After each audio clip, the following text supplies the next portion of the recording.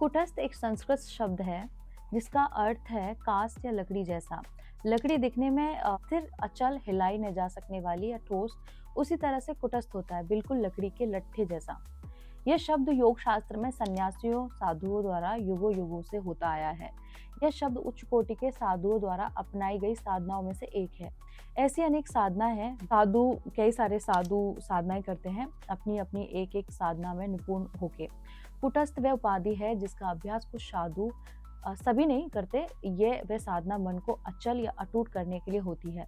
वे साधु अपने मन को काष्ठ समान बना लेते हैं। इसी साधना को कुटस्थ कहा जाता है। मार्गी लोगों को चलते फिरते मुर्दे जैसा लगता है, लेकिन उनके लिए जो अभ्यास करते हैं, यह एक प्रयास है मन को न केवल नियंत्रित करने का, उसे अटल बना देने का।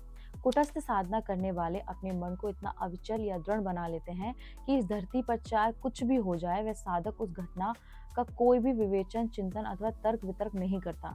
यदि तुम ऐसे व्यक्ति के पास कोई प्रश्न लेकर जाते हो और उसका मन यदि कुटस्थ है, तो वह न तो उत्तर देगा, न तुम्हारी बात का उस पर कोई प्रभाव पड़ेगा और न ही उसके मन में तुम्हारे प्रश्न का उत्तर देने का कोई लोभ जागृत होगा। कुटस्थ व्यक्ति के भोजन में सूखी रोटी हो अथवा तरह तरह के व्यंजन, दोनों में समानता होती है।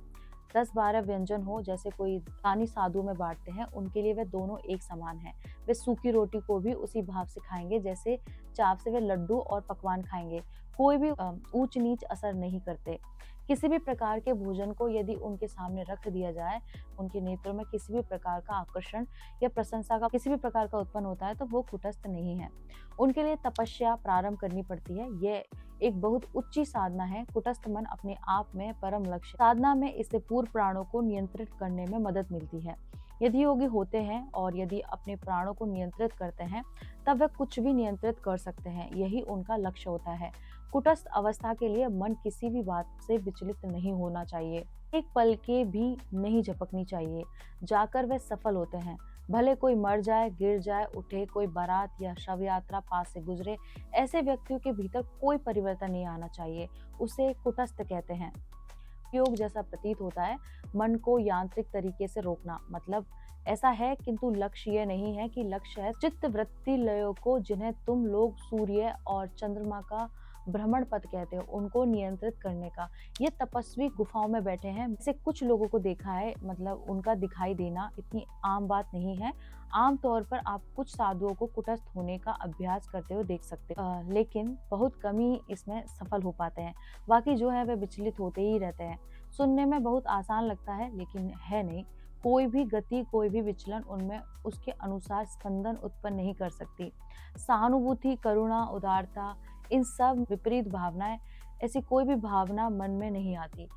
यदि लोगों की कोई भी बात नहीं हिला सकती, कोई भी समाचार, बड़ा मामला, छोटा, उन्हें विचलित नहीं करता और वे साधु ये अभ्यास वर्षों तक करते हैं, कभी दूसरे दशा तक करते रहते हैं, चाहे कुछ भी हो जाए। न उन्हें स्वयं को कोई घाव लग जाए या वे गिर जाएं या भूखे हों, उन्हें विचलित नहीं करता। अन्य लोग नहीं जान पाएंगे कि वह है। वे किसी गुफा, छोटी सी कुटिया में होंगे, कोई अंतर नहीं पड़ेगा, आपको मालूम ही नहीं पड़ेगा। एक छोटी सी कथा मैं बताती हूँ। एक ऐसा व्यक्ति को देखा, अब स्वर्गवासी हो चुके हैं, गंगोत्री के बर्फ में पूर्णतः नम रहे। ऐसी परिस्थितियों में सांस की त्वचा भैंस की त्वचा जैसी बन जाती है और उस 10,000 फीट की ऊंचाई पर शीत ऋतु में मंदाकिनी फीट गहरी बर्फ के बीच जलाने का स्थान था। वे कुटिया की गर्म करने के लिए कुछ लकड़ी के टुकड़े जलाते थे। उनके बाल बहुत लंबे थे और दूसरे एक संत थे रामायण के रसिक थे, जो कि हिमालय में एक बहुत कम देखने जानने वाली बात है। उन्हें उनका शौक था। उनका मस्तक बहुत बड़ा था। वे दानी स्वभाव के थे। ऐसे लोग तेल, साबुन, इन सब वस्तुओं का प्रयोग नहीं करते। 12 महीने अद्भुत गंगोत्री में रहते थे। ठंडक के बाद जब बसंत ऋतु आती थी, तो कोई नहीं जानता था कि क्या वे जीवित बचे होंगे। कुछ इस तरह रह जाते थे। यह सिलसिला सालों साल चलता, लेकिन एक बार अगर पूछ भी लेता था, तो भले आम उनके पास आए अथवा चले जाए, कोई नियम नहीं था। वह द्वार खुला हुआ था, या तो घास पर कोई 2 फीट लंबी और 4 फीट चौड़ी वस्तु बिछी हो। वह रात को सोते भी थे या नहीं, कोई नहीं जान सकता था। मौन रहते थे, वह भी मीन रहते थे और कोई वार्तालाप नहीं। तुम्हारा प्रश्न क्या है, तुम कौन हो, तुम कहाँ से आए हो, कुछ भी नहीं पूछना। तो ये इस तरह के जो संत थे, वो आप कोई भी जाओ, कोई भी प्रश्न नहीं करेंगे। तो इसी तरह से कोई भी उनसे कुछ भी पूछेगा, करेगा, तो वो कोई प्रतिक्रिया नहीं देंगे। तो इसी तरह से एक व्यक्ति था, एक साधक था, जिज्ञासु था। कुटस्थ शब्द तो ज्ञात था, लेकिन उसे पता नहीं था कि मेरे सामने एक जीवंत उदाहरण है। कुछ मिनटों के बाद उस साधक ने कुछ प्रश्न पूछा, जैसे कि वो किसी दीवार से बात कर रहे हों। अब दूत का जो अर्थ होता है पहले वो जानते हैं। अब दूत का अर्थ होता है एक पागल साधु, एक ऐसा व्यक्ति जिसे रात और दिन का पता नहीं रहता, या जो पशु और मानव में शाकाहारी या मांसाहारी वस्त्र पहने हुए है। मतलब नहीं मौसम ठंडा है, गर्म है, ऐसी बातों में भेद नहीं करता। जब ये भेद प्रवृत्ति मिट जाती है तब स्थूल आत्मा को अवधूत कहा जाता है। वे मुस्कुराते रहते थे, जबकि साधारण अवधूत लोग उनकी तरह नहीं मुस्कुराते थे। उनका हृदय अत्यंत प्रेमपूर्ण था, लेकिन वे एक महान योगी थे। वे उनके सामने मुस्कुराते तो वो समझ नहीं पाते थे कि कितने महान ऋषि थे। साधक को लगता था कि मानो कोई आम संत हो, जो हर दिन तुम्हारे निकट आते गए। वैसे साधक को दूसरी बात दिखाई देने लगी। आत्माओं की ऐसी महान आत्माएं अपनी महानता दर्शाती नहीं। उनके घास, ईंधन, मक्खन और किसी तरह का आटा जैसी खाने की सामग्री उन लोग के पास रहती थी। दरिद्र साधुओं और संतों को वे खाना बांटते थे। वे दानी स्वभाव के थे और रामायण का पाठ करते थे। हम इन आत्माओं को दिगंबर कहते हैं, अर्थात आकाश आच्छादित या अंतरिक्ष से आच्छादित, पूर्णतः नम्र। उन्हें विभूषक के आभूषण भी कहा जा सकता है। उन्हें अपनी शरीर का भान नहीं रहता था। वे नहीं जानते थे कि साबुन, तेल, शैम्पू क्या चीजें हैं। यदि वे खाना चाहते तो खाते थे। ये कथा मात्र कुछ तपस्वियों के लिए ही होती है। साधक उन्हें अपना गुरु बनाना चाहते। वह बोले कि मुझे तुम्हें अपना शिष्य बनाकर प्रसन्नता होगी और यह मेरा सौभाग्य होगा, लेकिन 2 वर्षों के भीतर तुम स्वयं अपने गुरु बन जाओगे। तुम्हें गुरु की आवश्यकता नहीं होगी। फिर भी 2 वर्षों तक उस साधक को बहुत सुंदर तरीके से मदद की। वेदों के 4 महामंत्र हैं। प्रज्ञानम ब्रह्म, चेतना ही ब्रह्म है। अहम ब्रह्मास्मि, मैं ब्रह्म हूँ। तत्त्वम असि, तुम भी वही हो। और अयमात्मा ब्रह्म, यह आत्मा ब्रह्म है। चरमराने वाला लकड़ी का पुल था जिसके ऊपर से सारे साधक लोग इस पार उस पार जाते थे। रात के समय यात्रा नहीं करते थे, किंतु इस विशेष रात में गए। उनके पास कोई घड़ी नहीं थी। उनके पास बस सूर्यास्त और सूर्योदय के हिसाब से समय का अनुमान लगाना था। जो साधक लोग थे दिन में एक बार भोजन करते थे। साधक को लगता था कि उनके पास एक भी कंबल था।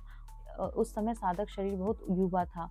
कभी कभी साधक मध्यकाल के समय जंगल में टहलने जाया करते थे। साधक के पास सिर्फ जल मात्र था, बस कोई माचिस या मोमबत्ती भी नहीं थी, यहाँ तक कि कोई पुस्तक भी नहीं थी। साधकों के पास टॉर्च या किसी भी प्रकार की कोई आपातकालीन सामग्री भी नहीं थी। उस तरह से साधक लोग हर दिन गंगा में पानी में नहाते। इसके आगे साधक कुछ सोचते नहीं थे। ये साधकों की मनोदशा थी। धन के बारे में साधक लोग सोचते भी नहीं थे।